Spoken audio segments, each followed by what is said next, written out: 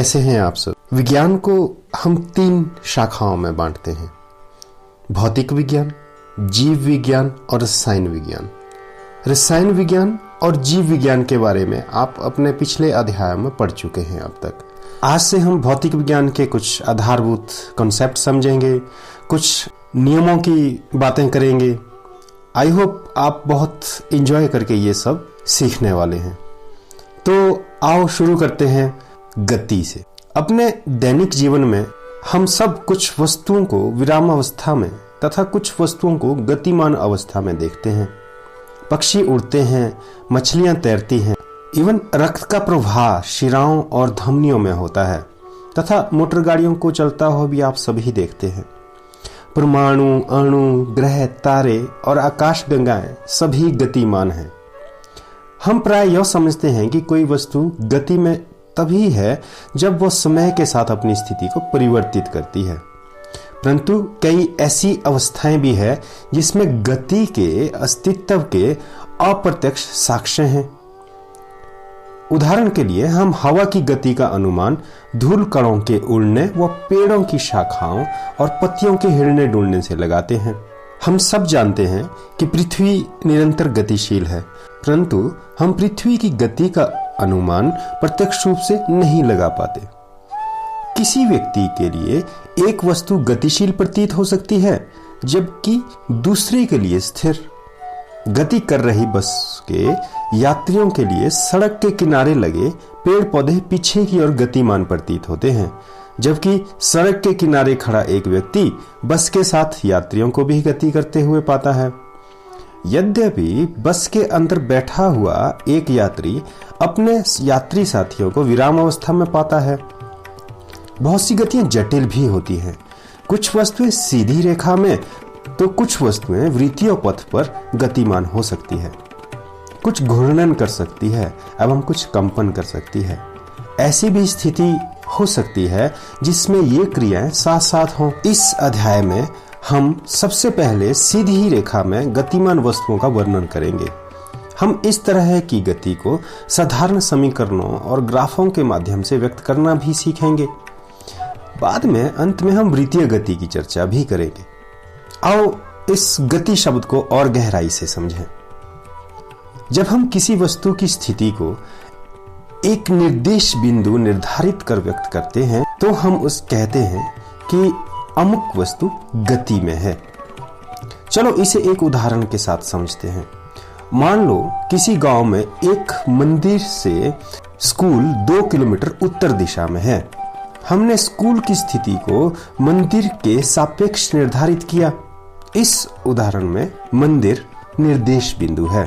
कहने का मतलब कि जब भी आप अपने स्कूल के बारे में बताएंगे तो आप बताएंगे कि हमारा स्कूल मंदिर से 2 किलोमीटर उत्तर दिशा में है। यहाँ पर मंदिर आपका निर्देश बिंदु है। इसे मूल बिंदु भी कहा जाता है। किसी वस्तु की स्थिति को बताने के लिए हमें एक निर्देश बिंदु की आवश्यकता होती है, जिसे हम मूल बिंदु कहते हैं। आओ अब हम सरल रेखीय गति के बारे में सबसे पहले बात करें। इसमें तुम 2 कॉन्सेप्ट समझोगे, वस्तु के द्वारा तय की गई दूरी और विस्थापन। ये सारी भौतिक राशियां हैं, इनके बारे में हम विस्तार से चर्चा करने वाले हैं। गति का सबसे साधारण प्रकार सरल रेखीय गति है। हमें सबसे पहले एक उदाहरण के द्वारा इसे व्यक्त करना सीखना होगा। मान लो कोई वस्तु सरल रेखीय पथ पर गतिमान है।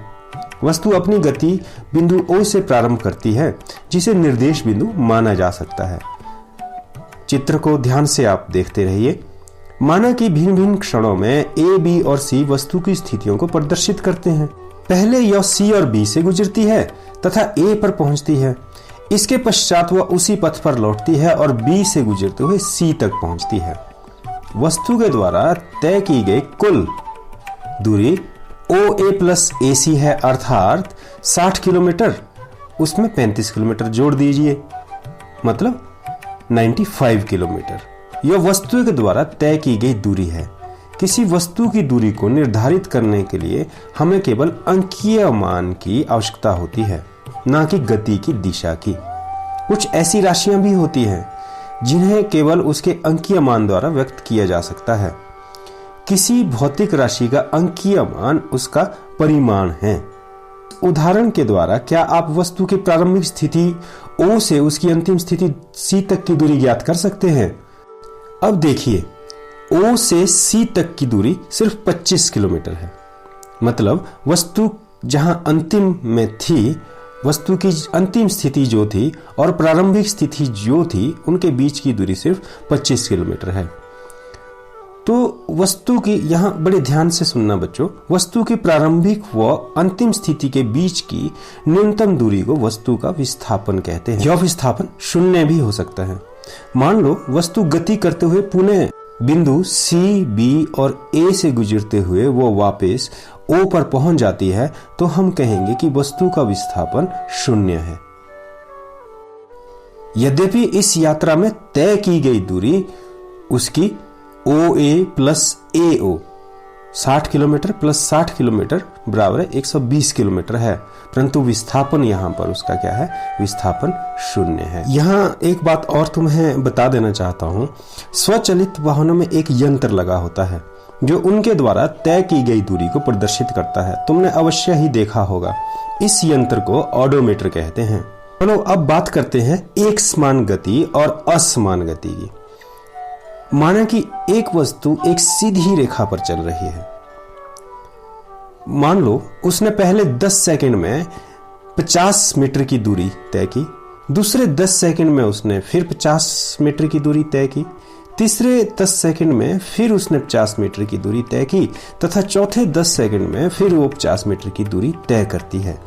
इस स्थिति में वस्तु प्रत्येक 10 सेकंड में 50 मीटर की दूरी तय करती है। क्योंकि वस्तु समान समय के अंतराल से समान दूरी तय कर रही है, तो उसकी गति को हम एक समान गति कहते हैं। समझ आ गई होगी बात आराम से। इस तरह की गति में समय अंतराल छोटा होना चाहिए। हम अपने दैनिक जीवन में कई बार देखते हैं कि वस्तुओं के द्वारा समान समय के अंतराल में असमान दूरी तय की जाती है। उदाहरण के लिए, कोई कार जा रही है, कोई मोटरसाइकिल वाला जा रहा है, पार्क में कोई व्यक्ति दौड़ रहा है। ये सभी असमान गति के कुछ उदाहरण हैं। चलो मेरे प्यारे साथियों, अब हम बात करते हैं होमवर्क की। प्यारे बच्चों, होमवर्क बहुत जरूरी होता है। होमवर्क से ही तो हमें पता लगता है कि हम कितना सीख पाए। ये होमवर्क ही तो है जो हमारी समय प्रबंधन की स्किल को भी बढ़ाता है।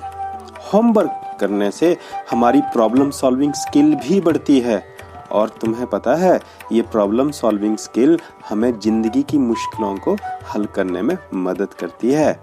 तो आप सब होमवर्क जरूर करें, जरूर करें। तो ये रहा आप लोगों का आज का होमवर्क आप लोगों की स्क्रीन पर।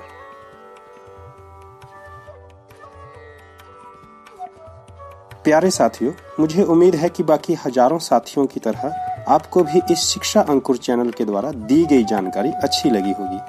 अगर आपको मेरा प्रयास पसंद आया हो तो जरूर सब्सक्राइब करें इस शिक्षा अंकुर चैनल को, और हाँ, बेल आइकन प्रेस करना ना भूलें ताकि नई नई नोटिफिकेशन आपको मिलती रहे। धन्यवाद।